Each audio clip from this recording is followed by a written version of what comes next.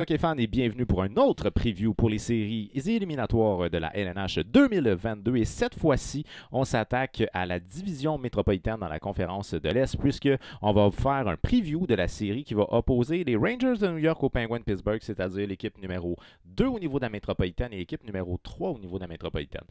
Moi, concernant les Rangers, c'est une des organisations que je vous avoue m'a vraiment surpris cette année parce que je ne m'attendais pas nécessairement à ce qu'ils soient dominants rapidement. Je pensais que ça aurait pris peut-être encore un an ou deux dans le cas des Rangers de New York. Mais force est d'admettre, c'est qu'ils ont connu une très très bonne saison dès cette année, en très très grande partie imputable grâce à des éléments vedettes et un gros élément vedette, Igor Shesterkin, entre autres. Mais sinon, Panarin, Zibanejad ont connu des saisons de fou. Et que dire de Kreider? 52 buts! Damn! Du côté des Penguins de Pittsburgh, ben là, on a un point d'interrogation et c'est concernant le gardien parce que Tristan Jarry est considéré comme étant au jour le jour blessure. Fait qu'il ne devrait pas être là pour commencer la série. Je ne sais pas exactement quand il va rentrer dans la série, mais il n'a pas fini la saison. Donc, bref, on se lance en série avec De Smith et Domingue du côté des Penguins de Pittsburgh. Alors, les Rangers de New York cette année, c'est 52 victoires, 24 défaites, 6 défaites en prolongation pour un total de 110 points. Fait qu'on a connu quand même une très très bonne saison du côté des Rangers de New York, puis entre autres Shesterkin qui a réussi à attirer l'attention de beaucoup de gens à certaines séquences dans la saison. Ça a été des fois un peu plus difficile, mais il reste que de manière générale, il a connu une bonne saison. Du côté des Penguins de Pittsburgh, on parle d'une équipe de 46 victoires, 25 défaites, 11 défaites en prolongation pour 103 points. Donc 103 points, 110 points, on n'est pas tant loin, mais 46-52 en termes de victoire, ça fait une grosse différence. Je pense que les Rangers de New York avec Gérard Galland, c'est une organisation qui peut aller loin, honnêtement, là, parce que c'est une équipe qui est capable de jouer solide offensivement puis qui est capable de maintenir aussi défensivement. Parce que on en parle peut-être moins, mais tu as quand même des défenseurs intéressants du côté des Rangers. Moi, entre autres, j'aime beaucoup Kendre Miller et Adam Fox. Adam Fox, c'est sûr, si vous aimez les défenseurs, vous le connaissez très bien. On s'entend là-dessus, c'est un défenseur étoile. Là.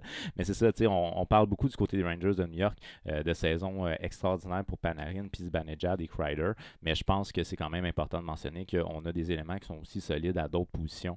Puis entre autres, on a un gardien en or et des défenseurs quelque chose de rare, là, qui est des défenseurs à gros talent. Fait que, bref, c'est une organisation qui est intéressante. Du côté des Penguins de Pittsburgh, on a peut-être The Last Dance dans certains cas. On a Crosby, Le Temps, Carter, qui ce sont des vétérans là, dans la LNH. Fait on a connu quand même une bonne saison. C'est des gars qui ont beaucoup d'expérience, puis dans certains cas, qui ont gagné la Coupe Stanley. Fait bref, une organisation qui connaît la routine des séries éliminatoires, mettons. OK, en saison régulière, les Rangers de New York, c'est une moyenne de but marqué de 3,05 et de but encaissé de 2,49.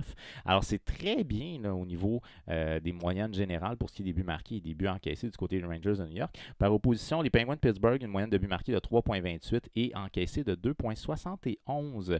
Fait que très intéressant des deux côtés à ce niveau-là. L'avantage numérique pour ce qui est des Rangers de New York, on a un avantage à 25,2% d'efficacité. C'est le quatrième meilleur avantage numérique de la Ligue nationale, alors que du côté des Penguins de Pittsburgh, on est à 20,2% et le désavantage à 82,3% pour les Rangers et 84,4% pour les Penguins de Pittsburgh. Fait mis à part peut-être au niveau de l'avantage numérique que les Rangers se décollent un petit peu, de manière générale, on est quand même assez balancé des deux côtés. Là où pour moi ça devient quand même assez intéressant, c'est dans ma dernière séquence de 10 matchs, donc les 10 derniers matchs de la saison régulière. Les Rangers de New York, c'est 6 victoires pour 4 défaites et 12 points, une capacité de 600, c'est-à-dire 60% de récolter des points dans leurs derniers 10 matchs, alors que du côté des Penguins de Pittsburgh, c'est 5 victoires, 4 défaites en temps régulier, une défaite en temps supplémentaire. 11 points, 550 en termes de capacité d'aller chercher des points. Sauf qu'il n'y a pas de points en séries éliminatoires pour des défaites en supplémentaire. Donc, on joue pour 500 du côté des Penguins de Pittsburgh dans la dernière séquence. Et ça, c'est de quoi qui me plaît peut-être un petit peu moins. Lors des 10 derniers matchs, les Rangers de New York ont une moyenne de buts marqués de 3,40 et de buts encaissés de 2,10. Excellent. Excellent. Les Rangers rentrent tout feu, tout flamme en séries éliminatoires.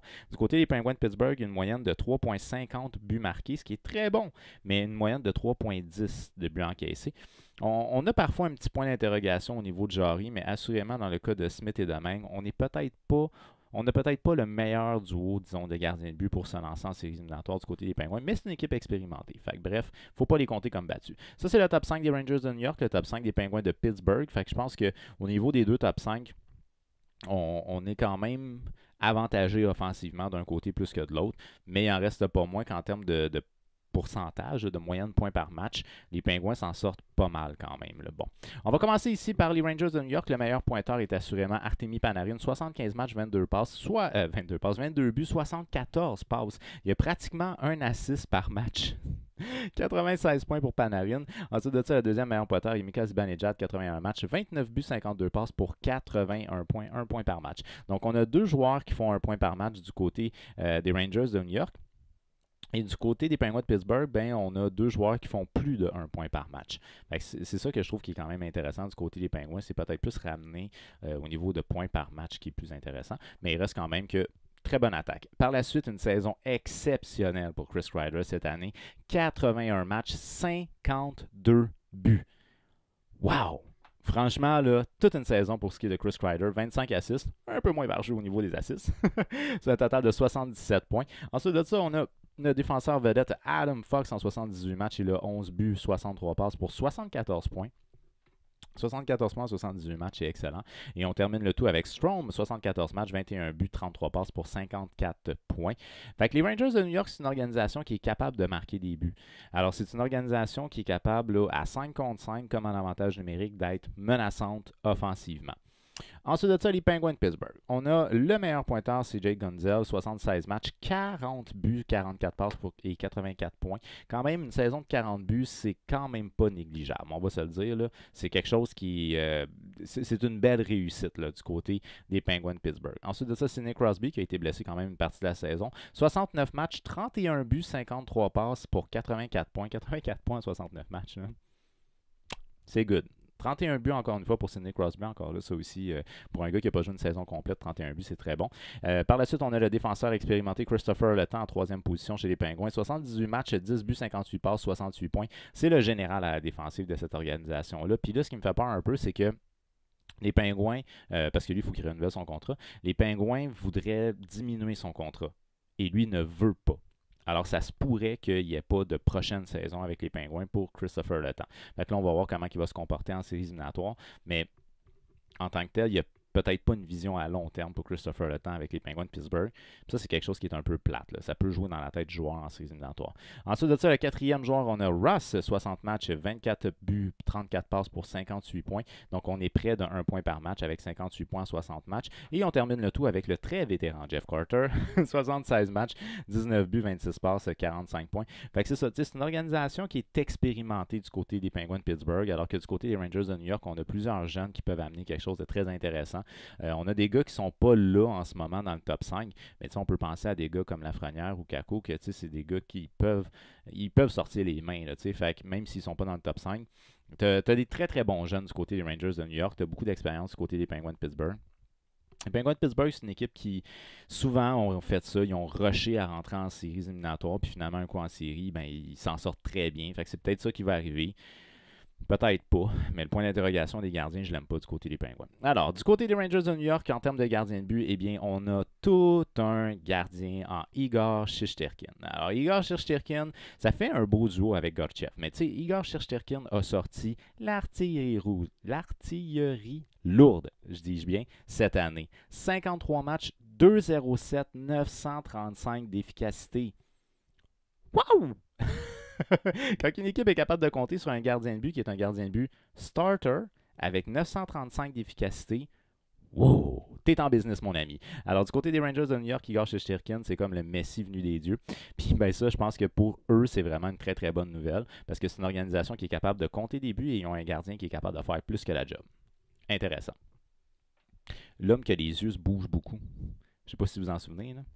À un moment donné, il avait été retiré d'un match parce qu'il disait qu'il y avait des symptômes de commotion cérébrale. C'est parce que les yeux, ils se promenaient d'un bord puis de l'autre. Il est tout le temps, je suis pas capable de le faire, moi ça m'étourdit. Il est tout le temps en train de bouger les yeux de même. Genre. Je sais pas s'il consomme. En tout cas, anyways.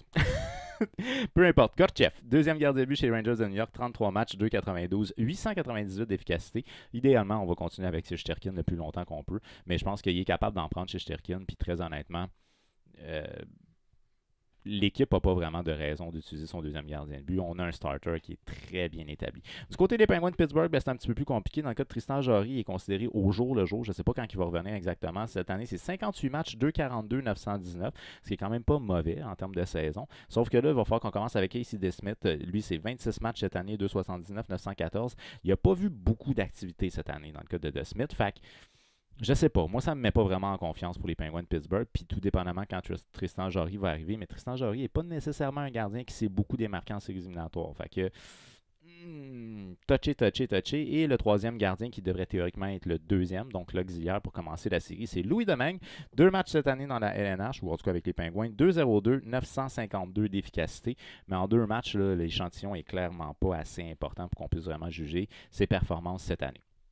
Alors, c'est ça pour ce qui est du preview de la série qui va opposer les Rangers de New York aux Penguins de Pittsburgh. Pour ma part, moi, je mets les Rangers de New York gagnants de cette série-là. C'est une série qui pourrait quand même être surprenante, mais je crois que les Rangers ont tout pour vaincre la puissance et l'expérience des Penguins de Pittsburgh. C'est la raison pour laquelle je vais y aller avec les Rangers en 5 matchs. Alors, dites-moi d'après vous, qui va remporter cette série-là et en combien de matchs dans les commentaires. C'est toujours le fun de pouvoir jaser entre hockey fans de hockey. Fait qu'invitez vos amis à venir rejoindre la chaîne YouTube Hockey Fan 514. On n'oublie pas, on s'abonne, on active la petite cloche parce qu'il y a d'autres previews qui s'en viennent pour les séries 2022. Un très gros merci de votre temps et on se reparle très prochainement.